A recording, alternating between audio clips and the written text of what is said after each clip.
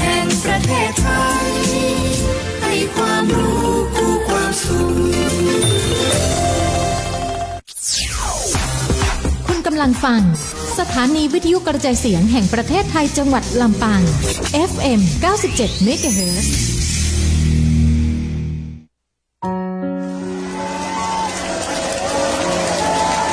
เสียงที่เปล่งจากหัวใจ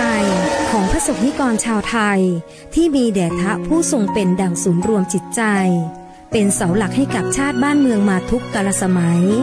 พระมหากษัตริย์ไทยทรงบำเพ็ญพระราชกรณียกิจนานับประการนำพาประเทศชาติให้อยู่รอดปลอดภัยจากวิกฤตการณ์ต่างๆเพื่อให้พระสงฆ์นิกรของพระองค์ได้อยู่เย็นเป็นสุขเราคนไทยจึงควรร่วมกันถวายความรักแสดงออกถึงความจงรักภักดีและรักษาไว้ซึ่งสถาบันพระมหากษัตริย์ด้วยความภาคภูมิใจในความเป็นไทยโดยสำนักงานประชาสัมพันธ์ที่ 3 กรมประชาสัมพันธ์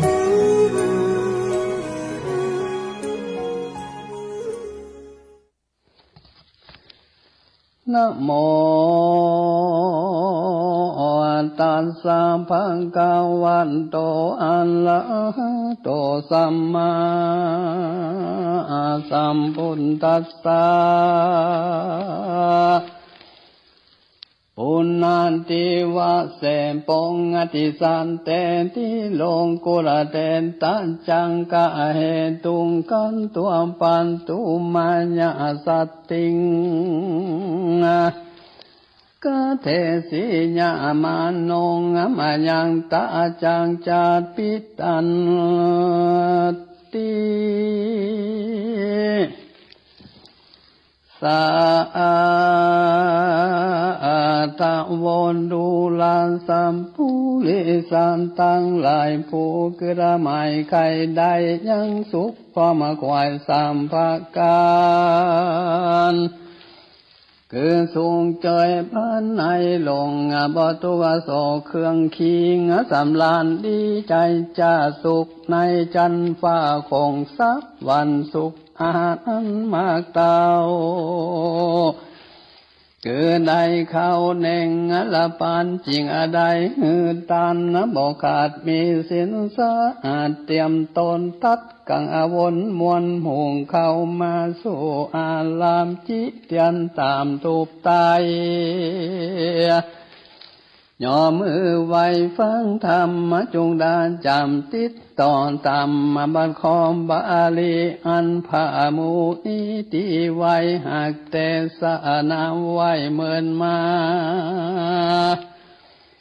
วังปุณติวะเสมปงอติสันเตติโลงกุระเดนดังนี้เป็นก้าวสืบต่อเล่าตัวไปบัดเดียแดนเตปุณติวะเสการหล่อนวันลุนลุงเจ้านองพระเจ้าสุวรรณคังคำก่อนนำไปสู่ยังที่อยู่หิมฟ้าเพื่อจะเอาขาบมาสวมใส่เจ้าซ้อไปไขว่ภายพันที่เก่ามันลืมเล่าก็บ่หันขาบเก่าของตนจริงทำนางตามนยอดซอยวังดูลานางนาดน้อยเฮยปะตูมังอันว่าขาปีนี้นะห้อยไว้ที่จิมไก่ปะตูเป็นภัยจัวมักง่ายมายกอันใหญ่ไปจานังปะตูมาโนแก้วแย่มาย่อยแล้วจะใครว่าดูลาจอมใจเจ้าปีอันนวคำเก่าที่ห้อยไว้ข้านองทายเล็งหันก็รีบเลี้ยวปันบ่จะเอาสัตว์เข้ากองไฟกาบัดเดียวไฟไม่เลี้ยวดับหมดบ้องหลอดอันใดเหตุน้องกว่าใจเจ้าปิงจะเข้าสอนเลียเดิมติงและนางว่าอันแล้วนางน้องแก้วปะตูมา ก่อมป่าน้องปุตตะน้อยนานไปสู่ภาสานปิตากันทรงบุญนำไปหลอดเต้าได้ตอดตาหันยังหน่อจอมทันตีไว้กองหูได้เป็นภัยเหตุมีเนื้อตัวใสวะวันดังคมาอาโตสังวะโตพระบ่เศร้าตนเต้าเจ้าจริงจาทายังนางองลำน้อยว่าดูลาน้ำย้อนซอยป่าตูมาพระไผ่จะมาสู่ยังที่อยู่หอจันทร์บ่เคยหันดังอีแต่งก่อนกี่เติมมังหรือเป็นแต่งว่าดาอยู่ฟ้าลงแอวละมึงคนตัวสากลโลกอันใดไผ่จักเพียบอะไรแต่เรางามมาบ่เศร้านำนาดูลานางประตูมาน้อยนัดจุงโอกาสจะใครว่าเจ้าป่าไผ่มานีจุงเก่าจีตามมิงเดตที่นานางปะตูมาย้อนซอยก็เก่าถอยขี่ยังบาดูลามปอปิตาเคยเป็นเจ้าอันว่าใจผู้นี้เล่านานนำคือไอข้างคำน้อยอ่อนอเลียสอนอันเล่าอยู่ขับเก่าเหมือนมาบัดนี้นางสุภาพใจออกจากคาบนี้กายบ่ใจไผ่ตั้งหน้าของเจ้าฟ้าปิตาได้หูขี้ดังนี้อันลูกจีไข่ปานเต้าหัวจันนุดอาจและนางน้อยอนาถเทวีฟังราชาบุตรีเก่าถอยใจจึงจ้อยเจยบ้านสาธุกันนะครับไว้เก่าจะใจคำงามว่าดูลานงรำเหยน้อยอ่อนบุญแต่ก่อนปังลังมาตันยังจัดนี้บ่มีตีสังกาอันว่าเจ้านินาภาเสดจักปาฮือเกิดเจออาบานเป็นนอตะลงยันแต่เราจักได้เป็นเจ้าตะลงเมืองเมืองลุงเรืองไปหน้าตนเจ้าฟ้ากล่าวแล้วก็มันแก้วต่างตาตุกแต่งดาเครื่องอาลาดแต่งแต่นอาจแต่งแต่นอาจเจียงคานเอาจักเฮาจักมีอันใหญ่ดาเหือควายจูอันแลนากันหล่อน7 วันมาควายคนน้อยใหญ่หิงใจมีดวงลายนุ่มเท่าอันเก่าหูเก่าขี้ยาก็ปากันมาม้วนมุงมาจุมอยู่ร้านหลวงเล่นปานพวงจุอย่างตามอันจางไผ่มันเสียงเลี้ยงนั้นอดเอาบ่หูคำเจ้าแรงง่ายตั้งยิ่งใจน้อยใหญ่พับเสียงควายปุลีกัน7 วันมีมาหลอนกาละตอดตึงตันเต้าหัวจันเจ้าฟ้าก็เจ้าโนลาบุดีขึ้นสู่อาสนาที่แตนแก้วอภิเษกแล้วเป็นพญานางประตูมาย่อซอยเป็นกูห้อยเตวินเจ้าปุลีน้อยใหญ่พร้อมเสียงควายยิงใจตั้งมาปันหมายใจโจกตั้งมาปั่นหมายใจจกตามหนโลกเดิมอ่อนตั้งถอยปอนเก่าถอยมีบ่อน้อยอะไรภาการโอลาจันผู้เท่าปันปอนข่าวปันปอนเหล่าวอนใหญ่ว่าตอนนี้ไปเมื่อนา สองนอลาเจยบานขออภัยมันอย่ามาไกลอุบาทใหญ่อย่ามาหาฝงโลกาพญานอย่ามาปาดอินทรีย์มีดินทีกาอันคือตัวฟ้าแดนไก่เป็นไปสะลาเป็นโปสะอะไรลมกว้างคือไฟฟ้าเจยบานสุขสำลานบอกขาดภายในภาษาหอจันจุคืนวันข้ามาเจ้าอยู่เตียงตาวตีคาลอยเศร้าขวับภาวะสาเป็นไม้แต่ว่าอันก็มีและนาทรงโพธิสัตโตอนาวานอมปงที่สันเจ้าคุณบ่เศร้าสุวรรณคังคำปุณจักนำนองนาวได้เป็นเต้าเสวยเมืองบ่ขี่เครื่องตำก้อยอยู่ตื่นจอยเจยบานสุขสำอาลันคำเจ้าบ่โศกเศร้าเครื่องกาเจ้าบาษาเป่ามาเจ้าบาลาสาพระมาเต้ากระขวดตั้งวันได้ภายฟันก่อสร้างเมืองกว้างเรื่องไรบ่หือไผ่ใต้ใหญ่น้อยใดต่ำก้อยเครื่องขี่ได้สวดสาดีควายห้องพับเขนต้องจำปาก็มีและนำพิกาข้าวเวตุลามพิกาคุตั้งหลายตนนั้นเป็นสายอาลิญะจาดเจือนักพันตะลงยันแต่เมินนานล่วงแล้วเฮาพระตนแก้วสัตทางได้เกิดมาปางก่อนทุกบ่อผ่อนเครื่องขี้ปังลำอิงบอกกว้างพงก็สร้างสมปานเกิดเป็นสัตตาลิชานตัวถอยไต้ต่ำก้อยเครื่องกาบุญปังลังมาช่วยกรรมยิ่งหลวงลำมันภัยได้เป็นเต้าหัวใจอยู่อาสางใต้ไฟอ่างใจบานก็มีโดยพระการดังกล่าวมานี่แหละนา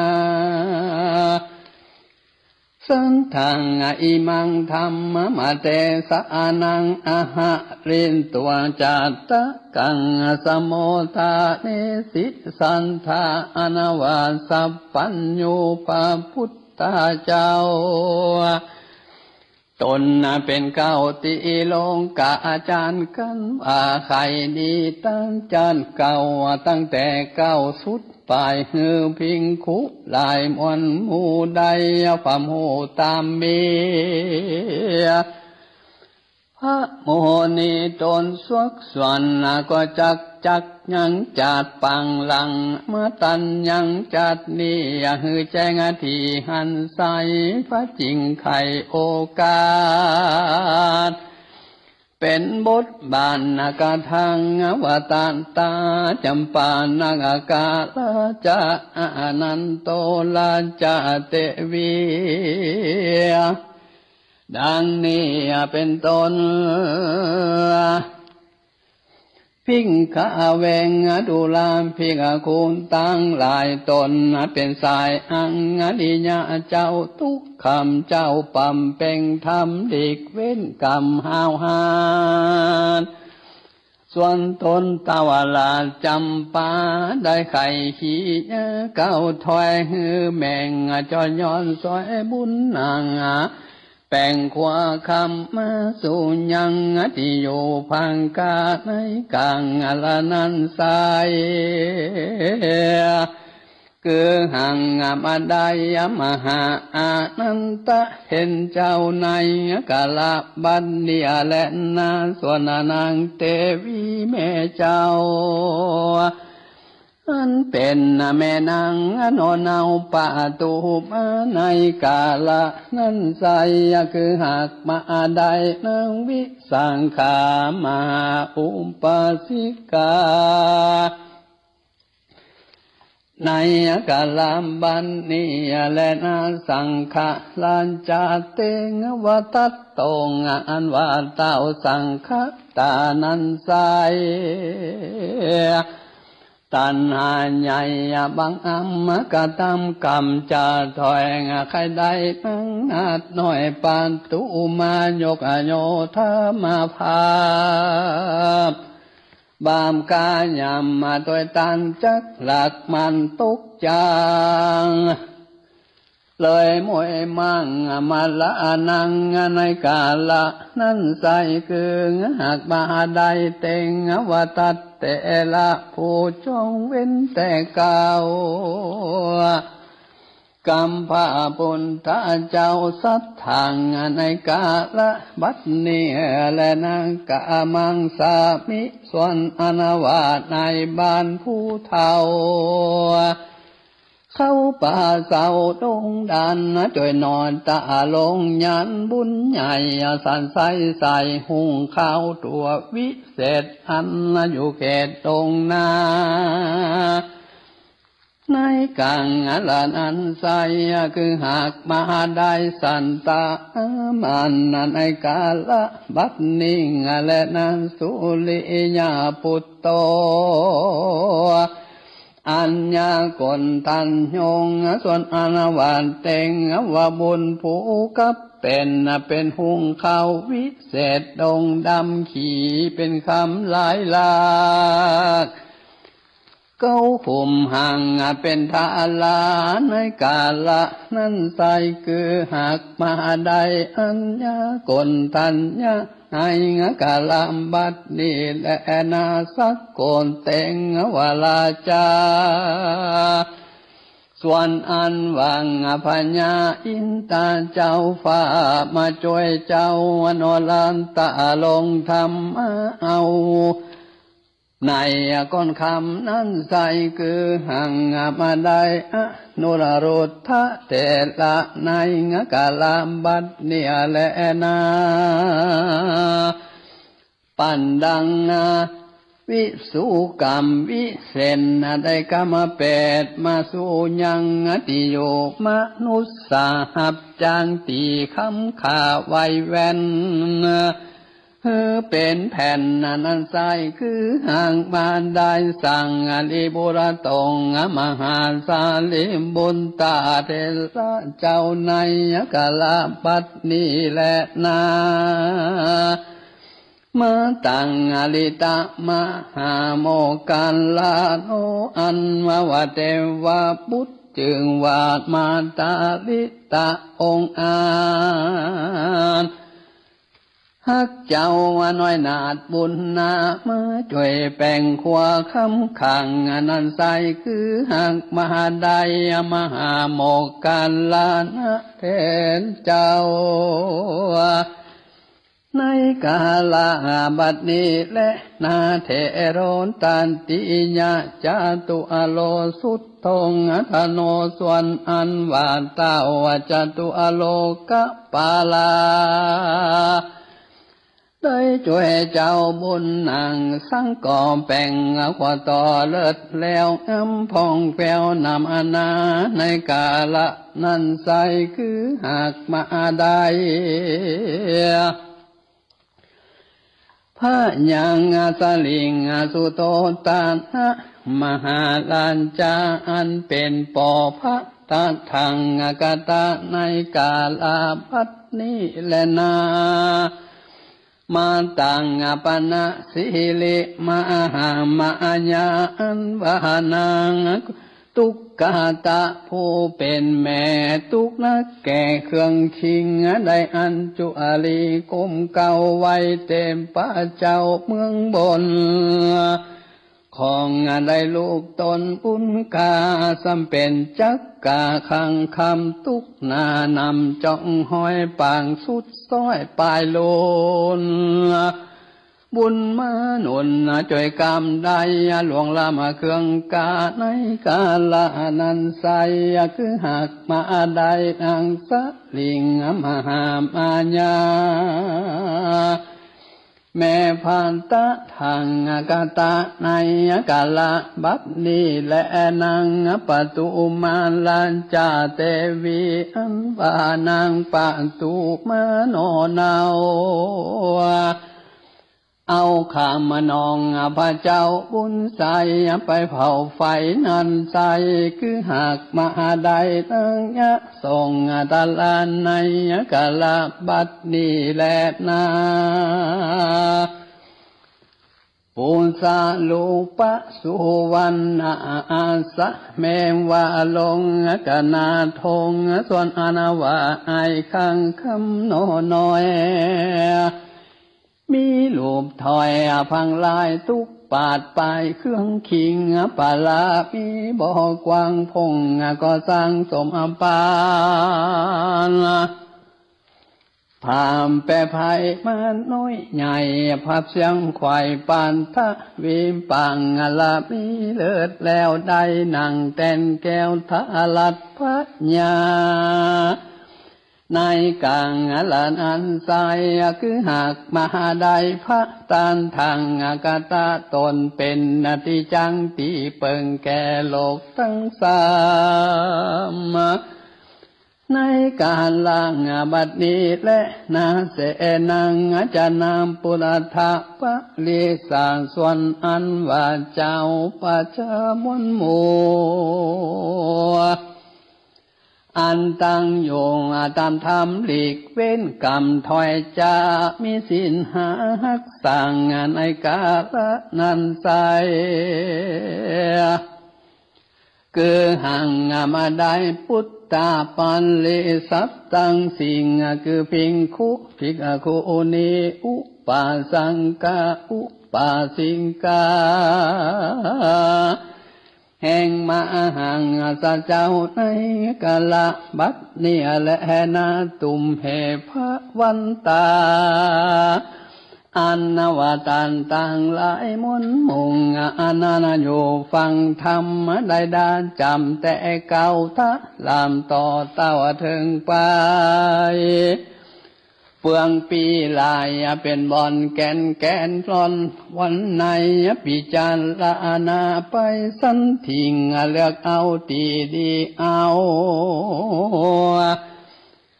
ไว้ส่วนตัวเฮาและลุงเต้าเป็นไม้เต้าถือตื้อเป็นดังก็แล้วเอาเป็นขวแก้วขามไตหือปนวัตตะใหญ่ทรงสันถึงนิพพานยอดซอยตุกดับหมอดนี่หายขอสันทาตั้งหลายนุ่มเท้าจุงเตียงเต้าตีข้าพุงโลกาป่วยไข่อย่ามาไกลอินสิงสดสาดีจื่นจ้อยจูใหญ่หน่อยใจยิ่งเด็ดเตอนา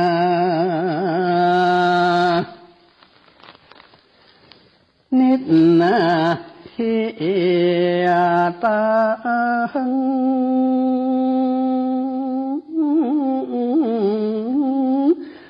จะใบฟังลับตาจังใส่ตุเจ้าวัดสลีภูมาเตือนเนอสถานโนมาเท่าก็อดสาฟังไปแถมสักน้อยหนึ่งเล่า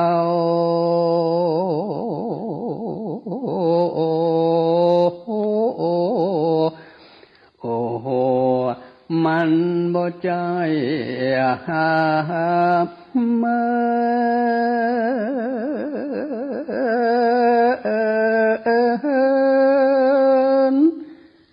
นานอันว่าน้ำเพิงและน้ำเมมมันก็ถึงหวานเหมือนอาการ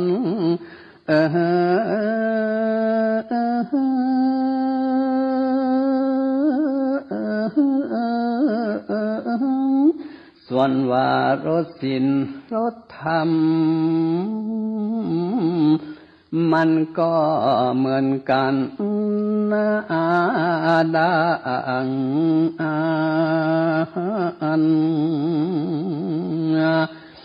ธรรมะเทศนาจะกาขังคำอันเนนา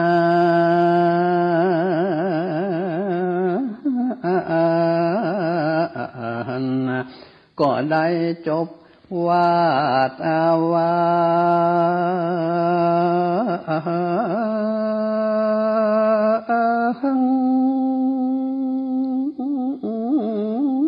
ล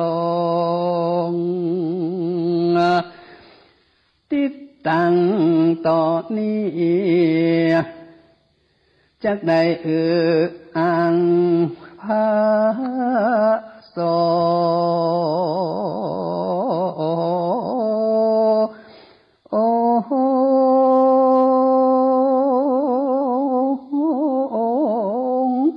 ลำนำดำรงละบำกาบซอยเจิญจวนศรัทธา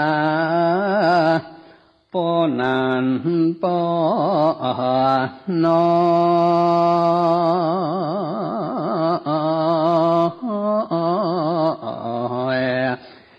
ได้กึศที่ฟัง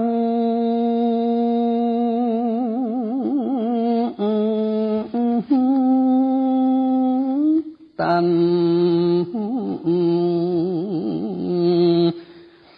อาตมามอนโนเจ้าของเก่าถอยไข่ปันแม้นว่ามันบ่มวนบ่งันโสตันถูกต้อง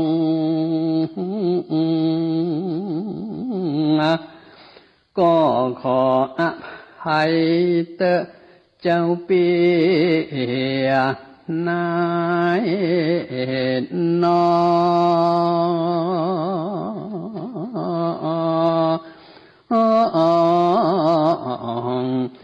ที่นั่งอยู่บ้านฟัง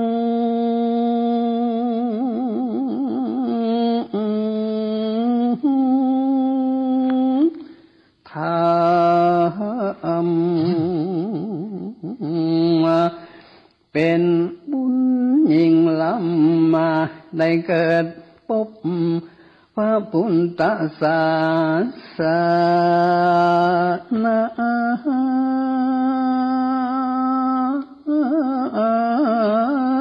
ขององค์พระพุทธาตนเอก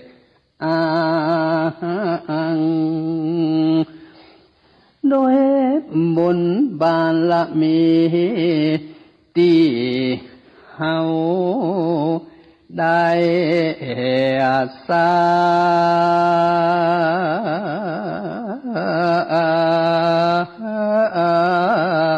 ง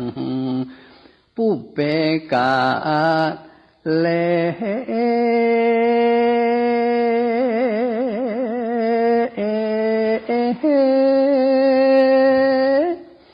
มาจึงได้มารวมพุทธศาสนา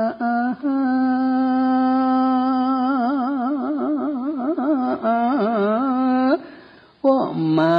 ศรัทธาใจเจือการทำบุญไว้เมื่อใจยังถึงว่าเฮามีเขาของเงินนา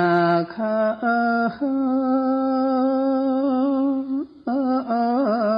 เครื่อง กามีตังรถเก่งรถยนต์จางมา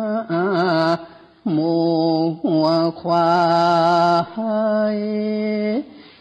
มีตังไหลนาอยู่ใกล้เมืองใกล้ฟ้า